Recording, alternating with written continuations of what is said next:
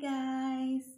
Ang pag-uusapan natin guys is about sa Reels content. So, isa ka rin ba sa na Reels content guys? So, dito pag-usapan natin guys. So, ganun nga guys, by October, may dumating sa akin na Gmail na sinasabi ni YouTube, hindi na daw ako kasali sa YPP Partner Program. So, ang ginawa, ang violation nyo guys is about sa Reels content.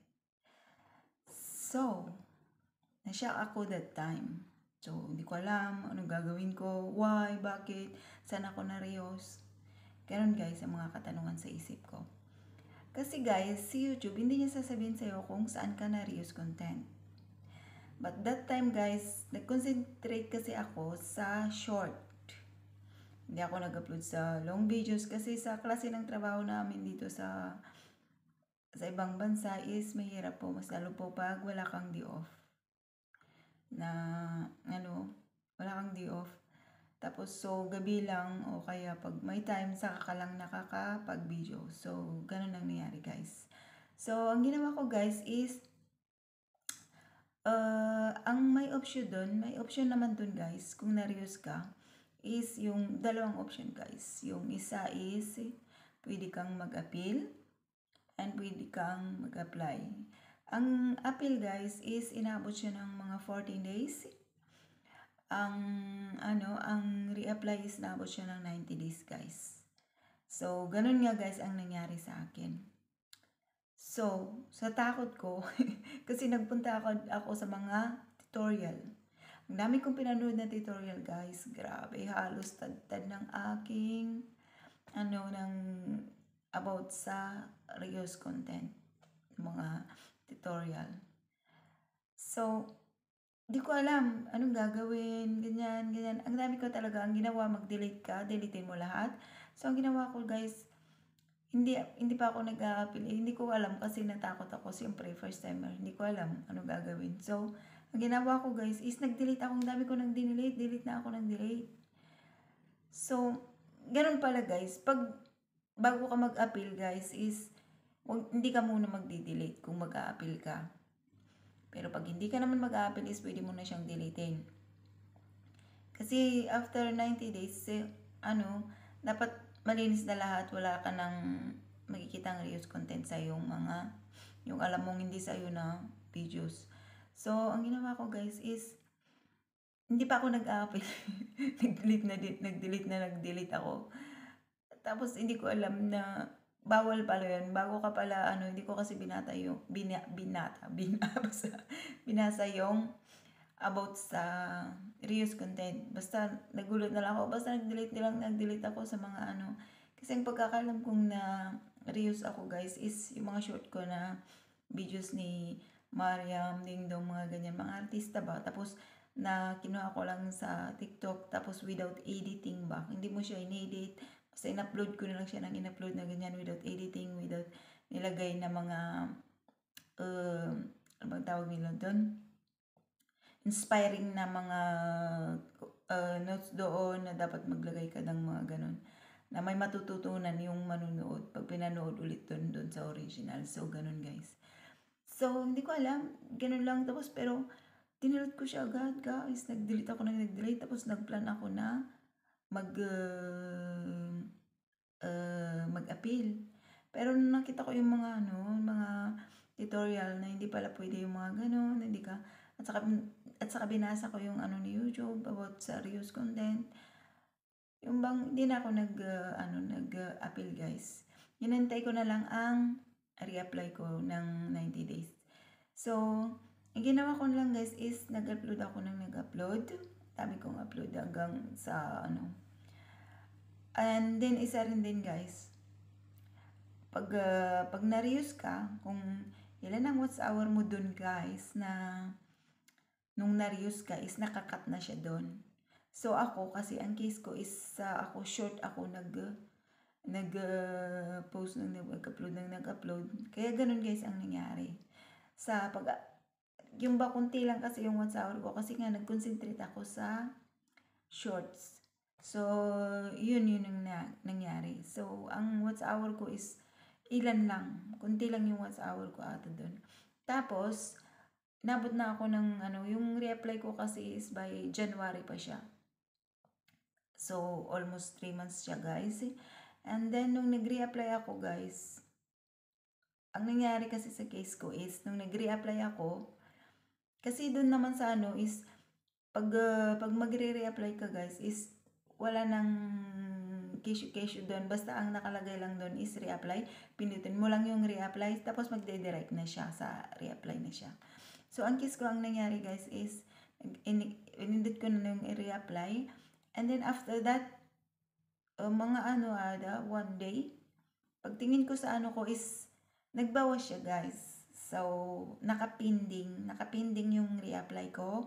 Hindi ko alam kung bakit nagbawas yung watch hour ko. Kasi, hindi ko maintindihan kung paano nangyari yon.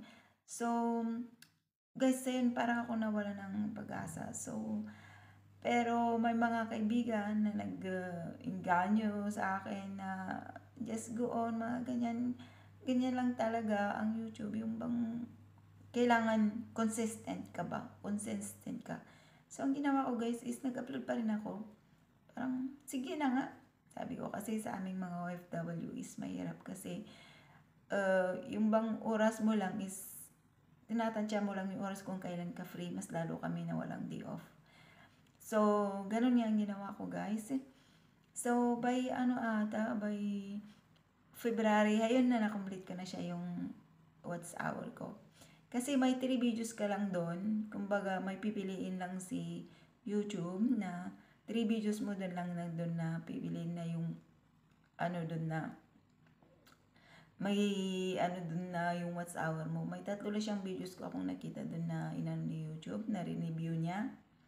So, ganun. And then kasi mayroon doon, kung gusto mo, may option naman din doon, yung kung gusto mo yung 10 million na shorts, doon ka mag-concentrate. Tapos, o kaya doon sa 4,000 watch hour. So, ganun nga, guys, ang nangyari.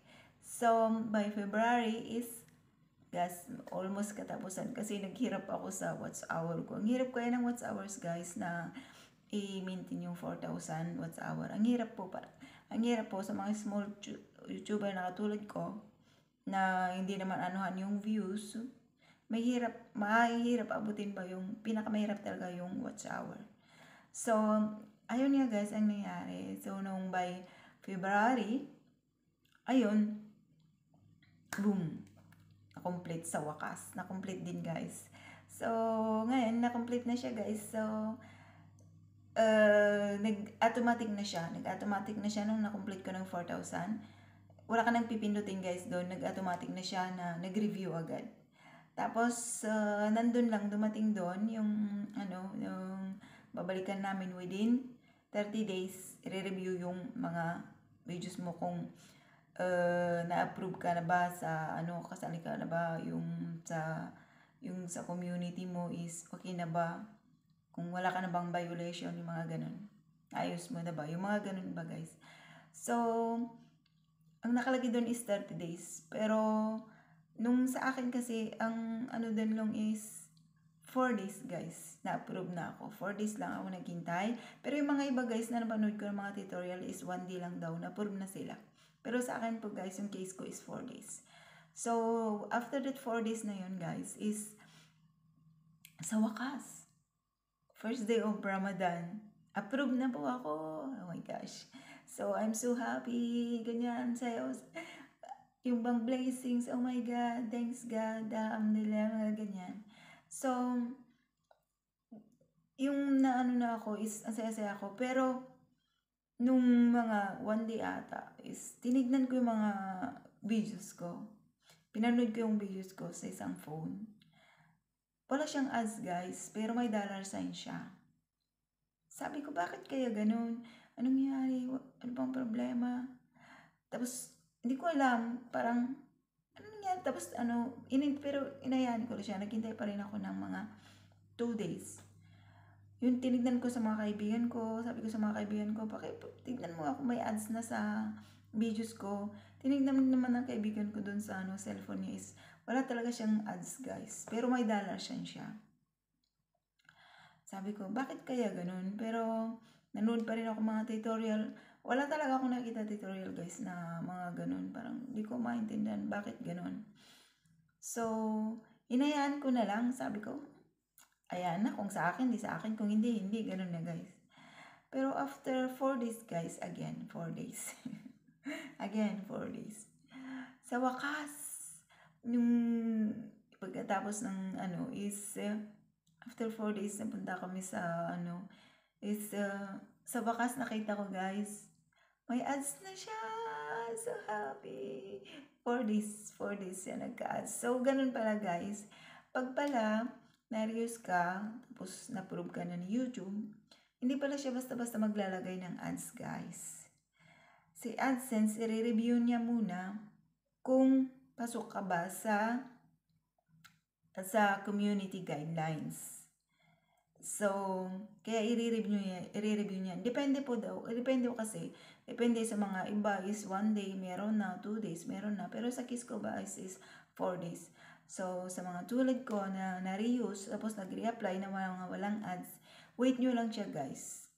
Hintayin nyo lang siya, magkakaroon din siya ng ads. Kasi hindi naman porke ipapasok na si AdSense. So, ganun pala guys. I-review pala ni AdSense kung pasok ka na sa community guidelines. So, hanggang dun lang guys ang ating video. I hope po may naitulong ako sa mga katulad kong na-reuse content.